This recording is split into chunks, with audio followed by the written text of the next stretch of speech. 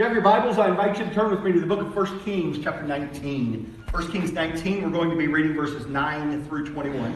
If you're following along in the Bible you find in the chair rack in front of you, you can find this text on page 354 of that Bible. We're in 1 Kings chapter 19. We're going to read verses 9 through 21 as we continue our studies. It was actually supposed to end today, but we're going to go. You guys have liked the Elijah series so well, or the ones who have said something. If you don't like it, you should have said something. The ones who have said something liked it, and so we're going to go ahead and look at more of Elijah's life and kind of finish up Elijah's life for about 3 more weeks, and that'll take us into Thanksgiving, and we'll kind of get into some holiday things at that time, Christmas and Thanksgiving type sermons. But this morning, we are looking at life between the mountaintops. It's great when we're living life on a mountaintop. That's wonderful, but I think most of us know that that's not how life is all the time. A lot of time is spent between the mountaintops. And so what is it like to live life between the mountaintops? Several years ago, there was a director in Hollywood who felt like he was losing his hearing. And so he went to a doctor and he asked the doctor about it. And the doctor did a battery of tests, did all kinds of things, and took x-rays, exams, all sorts of things, and finally came back and said, there's nothing wrong. I can't find anything wrong. I don't think you're losing your hearing. And the director was used to telling people what to do and people responding. So he said, do more tests. I want to know. There's something wrong with my hearing. You got to tell me. You got to find out what it is. And the doctor said, all right, well, there is one more test I can do. And so the doctor happened to have a pocket watch he kept with him. And he took the pocket watch out of his pocket and he held it up next to the director's ear. And he said, can you hear that watch ticking? And the director said, yeah, of course I can hear that. I said, okay. So the doctor walked away from him, walked across the room, back to the door, and said, held the watch up and said, can you hear the watch ticking? The director said, well, yeah, I can still hear it. I can hear that watch ticking. I said, okay. So the doctor walked out of the room, down the hall to the next examining room and yelled over, can you hear the watch ticking? The director yelled back, yeah, I believe I can. I can hear that watch ticking. So the doctor came back and he said, look, there's nothing wrong with your hearing. Your problem is listening. And you know, for a lot of us, there's nothing wrong with our hearing, but our problem is listening. Elijah has a hearing test. He doesn't think he's hearing from God, and God says, your problem isn't hearing. Your problem is listening. Before we look into God's word, let's pause for a moment. Father in heaven, we just thank you that we can come today and we can lift our voices and praise you. We can bring our prayers and petitions to you. We can know that you hear us when we come to you and speak. So Lord, now we ask that you would speak to us. That through your word and through your spirit working with your word, that you would make your voice very clear in our lives. Lord, I just pray that your spirit would search our hearts. That your spirit would open our ears and tune our hearts to hear your word today. And we ask that we would be transformed into the image of your Son, into the people that you have called us to be in Christ Jesus. And we ask this through him and for his glory. Amen. Amen. We're in 1 Kings chapter 19. We're going to begin reading in verse 9. There he came to a cave and lodged in it. And behold, the word of the Lord came to him and said to him, what are you doing here, Elijah? He said, I have been very jealous for the Lord, the God of hosts. For the people of Israel have forsaken your covenant, thrown down your altars, and killed your prophets with the sword. And I, even I only, am left, and they seek my life to take it away. And he said, go out and stand on the mount before the Lord. And behold, the Lord passed by, and a great strong wind tore the mountains and broke it in pieces the rocks that were before the Lord. But the Lord was not in the wind. And after the wind, an earthquake. The Lord was not in the earthquake. And after the earthquake, a fire. But the Lord was not in the fire. And after the fire, the sound of a low whisper. When Elijah heard it, he wrapped his face in his cloak and went out and stood at the entrance of the cave. And behold, there came a voice to him and said, what are you doing here, Elijah? He said, I've been very jealous for the Lord, the God of hosts. For the people of Israel have forsaken your covenant, thrown down your altars, and killed your prophets with the sword. And I, even I only am left, and they seek my life to take it away. And then the Lord said to him, Go, return on your way to the wilderness of Damascus. When you arrive, you shall anoint Hazael to be king over Syria. And Jehu, the son of Nimshi, you shall anoint to be king over Israel. And Elisha, the son of Shaphat of Abba-Maholah, you shall anoint to be prophet in your place. And the one who escapes from the sword of Hazael shall Jehu put to death. And the one who escapes the sword of Jehu shall Elisha put to death. Yet I will leave 7,000 in Israel, all that is that have not bowed to Baal, and every mouth that has not kissed him. So he departed from there, found Elisha, the son of Shaphat, who was plowing with 12 yoke of oxen in front of him. And he was with the 12. Elijah passed by him and cast his cloak upon him. And he left the oxen and ran after Elijah and said, Let me kiss my father and my mother, and then I will follow you. And he said to him, Go back again, for what have I done to you? And he returned from following him and took the yoke of oxen and sacrificed them and boiled their flesh with the yokes of the oxen and gave it to the people, and they ate. Then he arose and went after Elijah and assisted him. There he came to a cave. How did he get to the cave? Explain the cave. Let's remember how we got to the cave. God had called Elijah to speak to Ahab and Jezebel, the king and the queen of Israel, to speak to the people and to tell them to stop worshiping Baals, to stop agreeing to the sacrifice of children, to stop all of the problems that they had, just a myriad of problems that were going on. And Elijah had done that. And there came a great confrontation when God told Elijah to call all the people of Israel, the prophets of Baal and the prophets of Asherah, 900 prophets to the top of Mount Carmel. And they had this big engagement to see who was the one true God. And they tried to call down fire from Baal to take one of the sacrifices. And they cried all day long, and nothing happened. Nobody answered. There was no Baal. There was no God. And so Elijah calls down fire from the one true God, and fire comes, consumes the sacrifice, consumes the wood, consumes the rocks, consumes the water that Elijah had poured over the sacrifice just to show the power of God.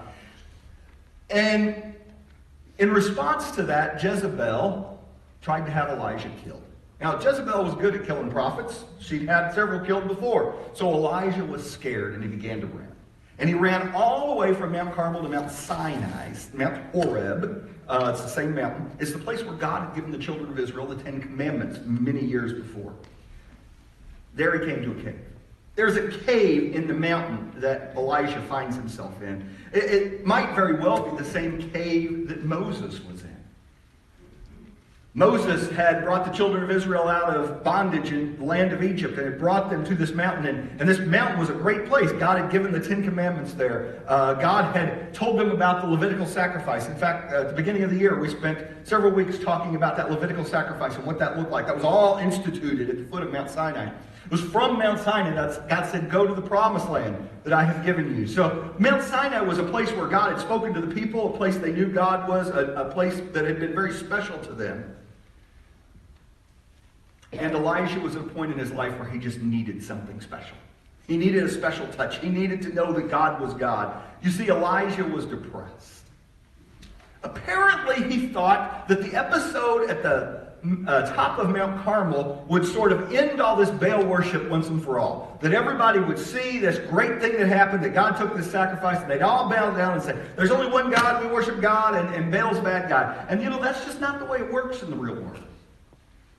Even today, a lot of times when people are confronted with the truth of God for the first time, they need to sort of understand that and process that with respect to who they thought God was. Now, nobody thought God was Baal, that you know, but with respect to, I thought God was me. I thought God was making a name for myself. I thought God was accumulating money. I thought God was being successful. I thought God was being popular. I thought God was having the prettiest wife or the most handsome husband, or whatever it is. You know, all kinds of things. This is really what life is about. This is what matters.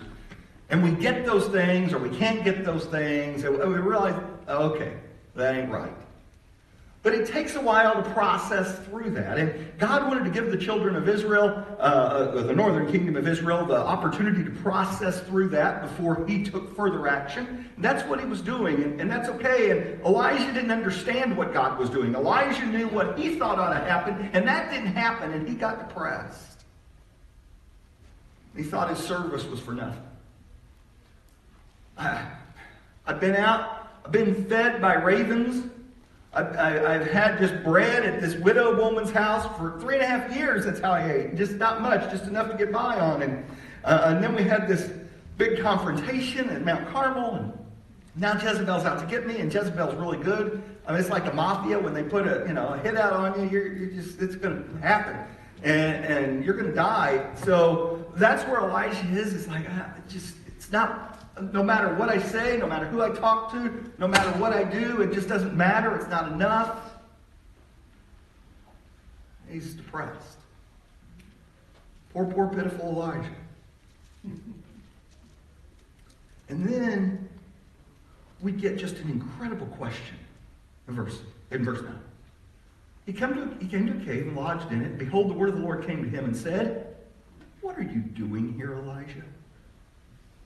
Not welcome to Sinai. Hey, we're glad you're back here at Mount Horeb. This is a great place.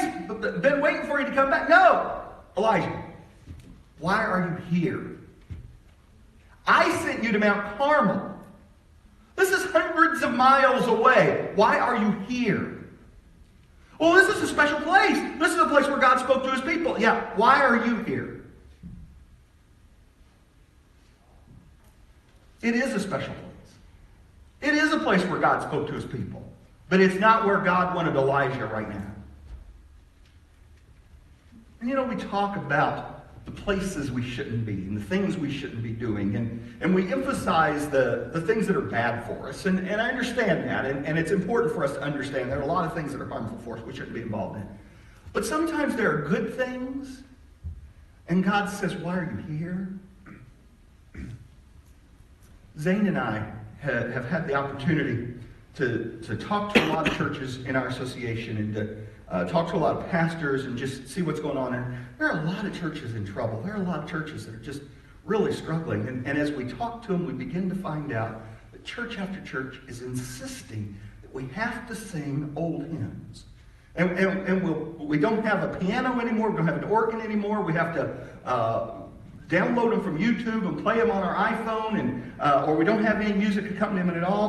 But those of us who are over 50 or over 70, that's just where God is. God spoke to us in those hymns when we were kids, and that's what God wants. And we're going to sing those hymns. Meanwhile, totally discounting what a younger generation, and by younger I mean like under 50, what might speak to them. And we're not going to throw out the hymns. We've already sang 2 hymns today. Sort of modern versions of 2 hymns. And we're going to sing another one in a few minutes. But I think if we come and we sing Be Thou My Vision, and our heart just pours out to God, God, I just want my vision to be your vision. I want your way to be my way.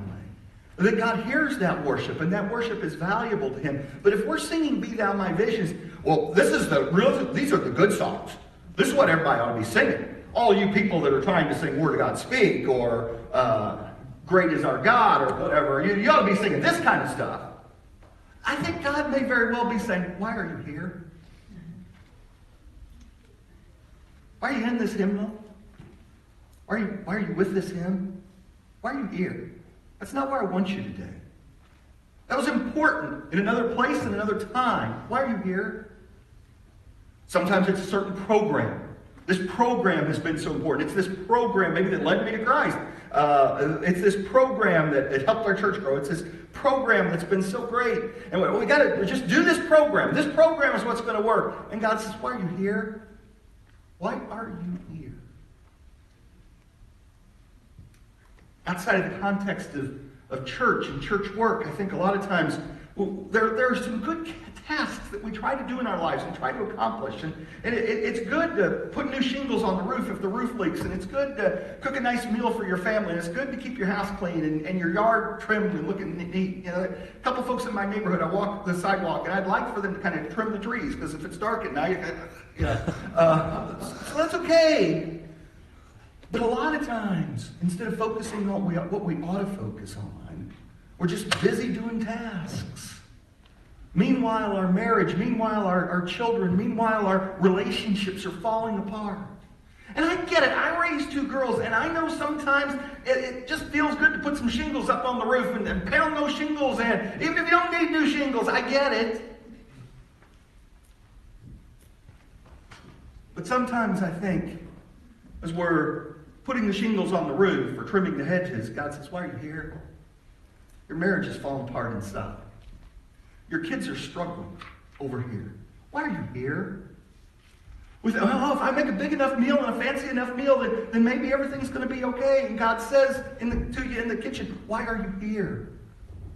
You need to work on the relationship. You need to go talk to somebody and see what's going on in their lives and repair the things that are damaged.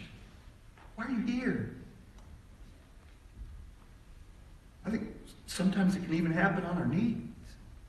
And don't get me wrong, there's nothing wrong with prayer. Prayer is a wonderful thing. I'm going to encourage you over and over again to pray.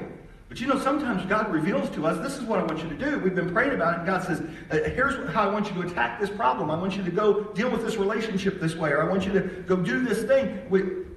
That doesn't sound good. Maybe I'll pray about it some more. I think God may very well say, why are you here on your knees? You need to be out there, because I've told you what to do. Why are you here?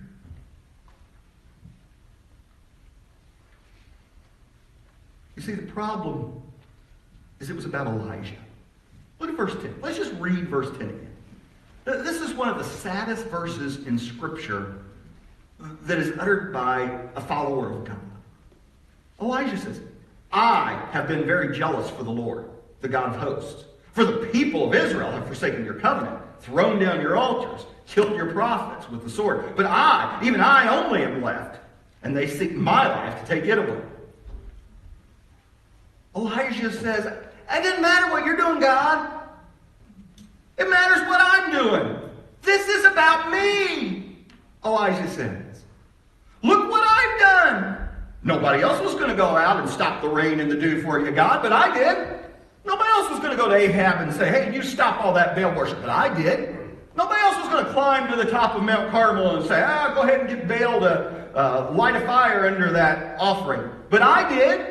Nobody else was going to call fire out of heaven on Mount Carmel on the offering for you. But I did. And nothing has happened the way I wanted, God. And look at those other people. Well, they're despicable. I am quite the specimen, God. Look at me. Give me what I want. This isn't some bum in the street. This is a prophet of God who's saying this. And it's easy for us to get into this place, especially in the valleys of life. Hey, what about me, God? I deserve more. I deserve better.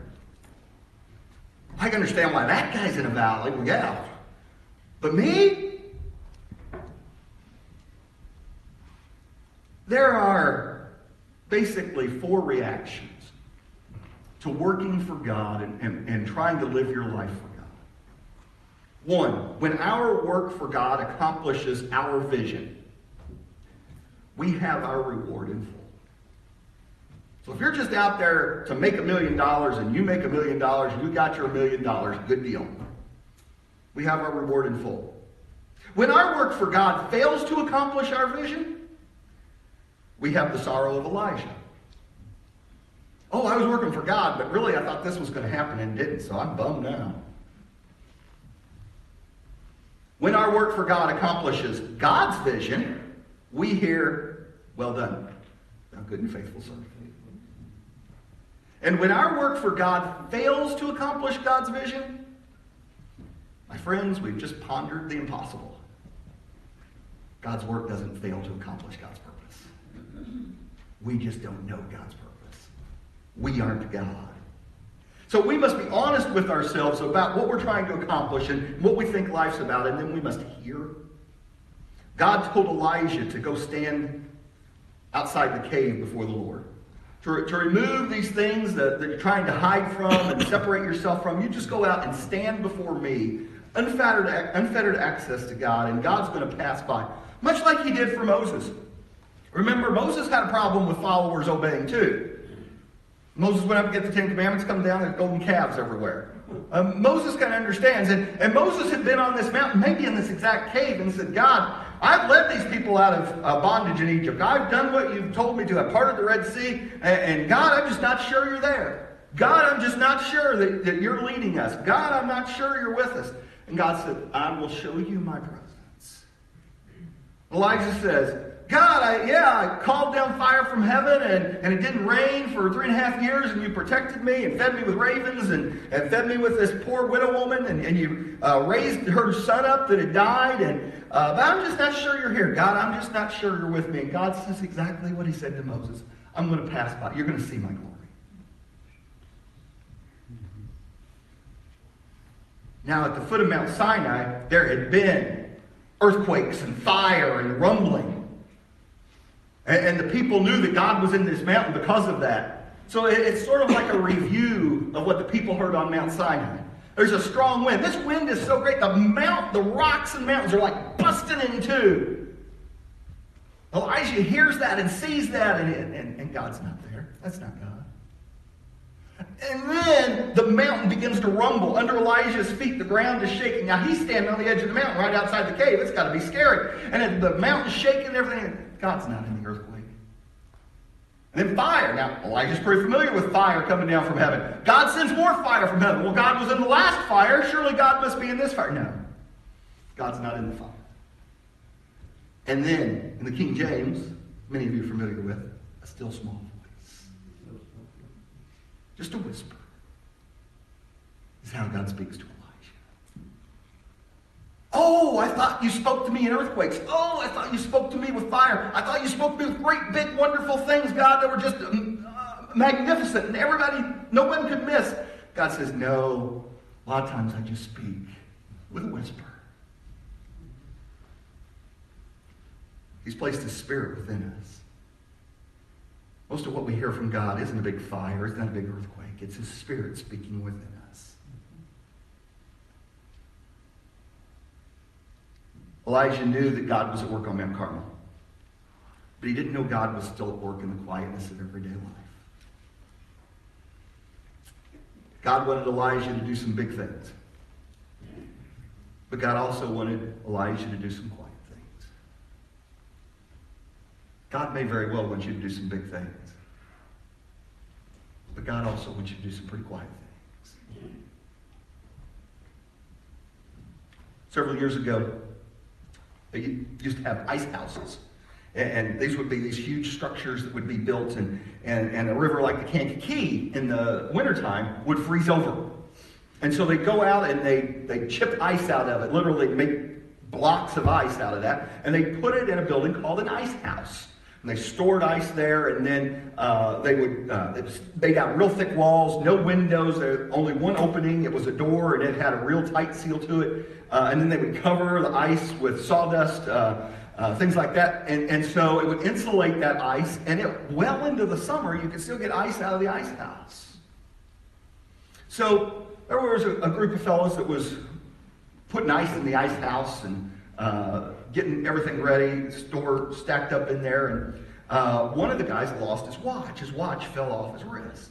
So he's looking for it everywhere. And his buddy's, where are you looking for? I dropped my watch. Oh, that's not good. So they're moving sawdust, the ice, everything kind of looks alike. It all blends together. And they're just looking everywhere. Well, pretty soon it's lunchtime. They say, well, let's just go have lunch and we'll find it after lunch. So they go out to have lunch. And there's this young boy that's working with them. And as all the men go out, he just stays in there. He closes the door. Within a few minutes, he comes out carrying the man's watch and hands it to him. He says, wow, how'd you find that watch? The boy said, well, I just laid down and got perfectly quiet. And then I could hear the watch ticking, and it was easy to find. And in the busyness of life, and the expectation of a big loud clap of thunder or some big loud voice from God, God speaks to us in a still small voice and we can't hear.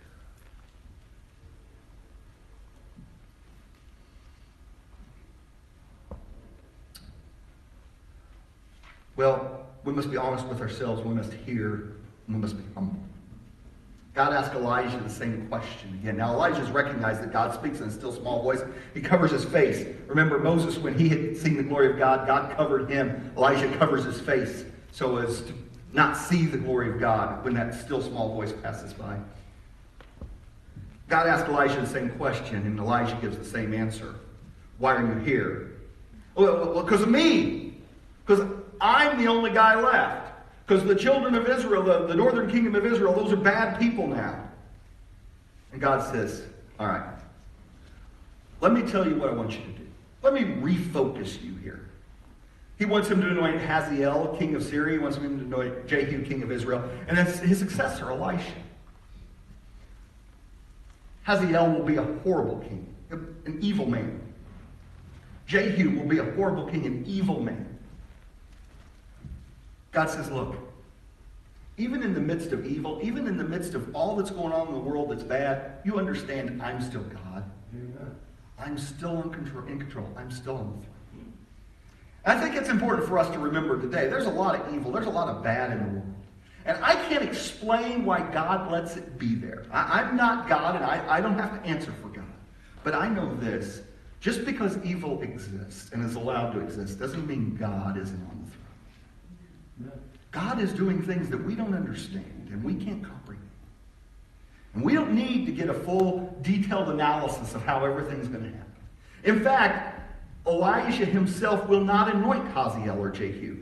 Elisha, who receives the double portion of Elijah's spirit, will anoint those two. And it is through those evil men that God will wipe out Baalism from Israel. Within another generation, there'll be no Baal worshipers. You go to Israel today, you can see Mount Sinai, you can see, you can go to Bethlehem, you can go to Jerusalem, you can see part of the temple that's left, certain things. You're not going to find a Baal worshiper, you can't find a good Baal worshiper anywhere. Within a generation, they were completely wiped out. And God used these evil men that through Elijah were appointed to wipe out Baalism. I don't know what God's doing. I don't know all of why he's doing it. I don't know why he uses the people he uses. But I'm not God. Reminded you, if I was God, it would be 70 degrees and sunny every day. And pretty soon, we'd all starve to death because there wouldn't be any rain. It messes things up. What I think is perfect, God knows isn't perfect.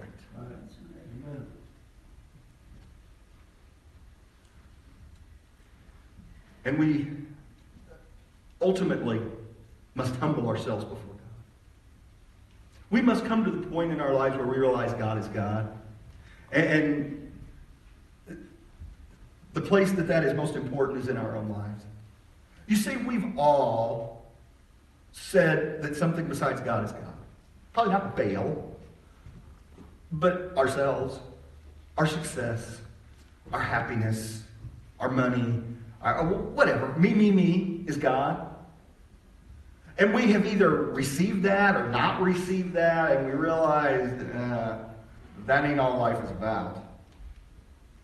Somebody's always got more money. Somebody's always got a better looking wife. Somebody's always got a better position. So there's always something that I'm missing.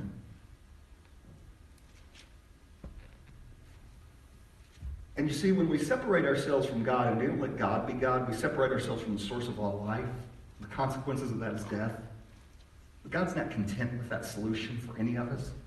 So in the fullness of time, he sent Jesus, the Son of God, the one who in the beginning was God and in the beginning was with God. And Jesus came to earth, lived a perfect life, showed us how to live, and then died on a cross to pay the price for our sin. Jesus didn't have to die. He was God in the flesh. He could have called down a legion of angels. He did die willingly. He didn't deserve to die. He lived a perfect life. But he died because he took our sin on himself and paid the price for it. And then he rose from the dead on the third day, ascended to the Father where he rules and reigns in majesty.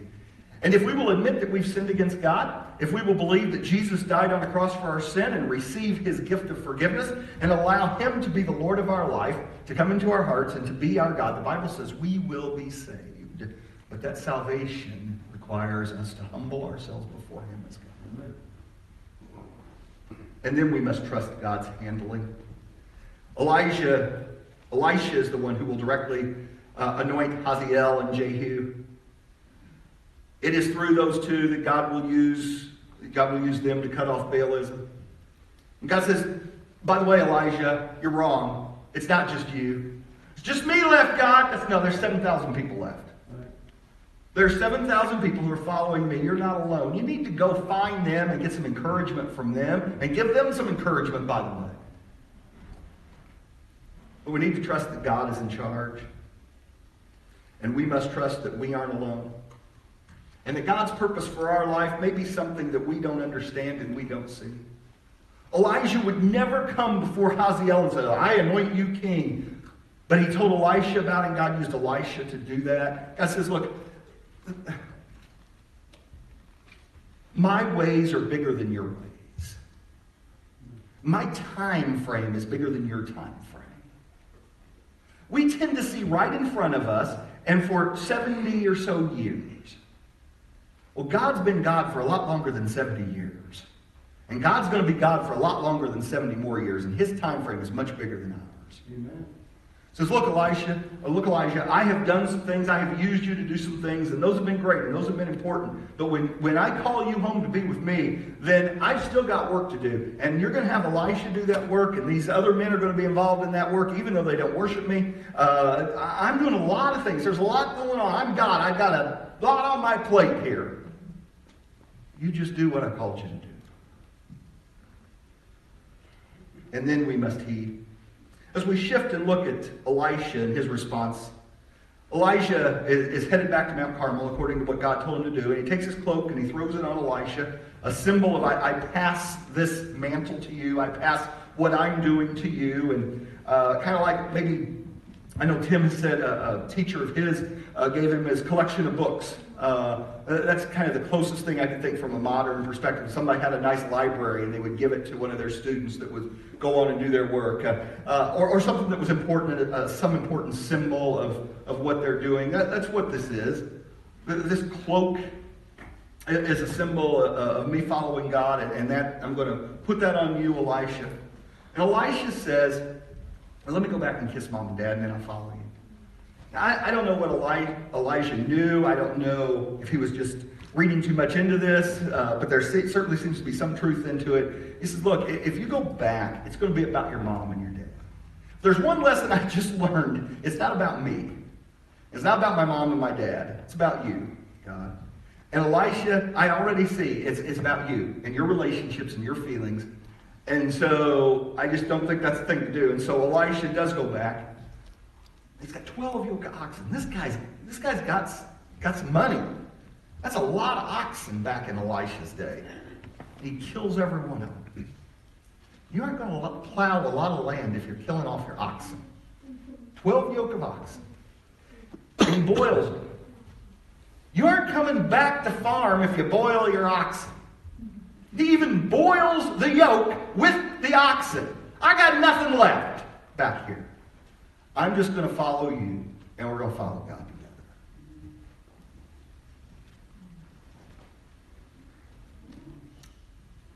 And for us, I don't know what that means.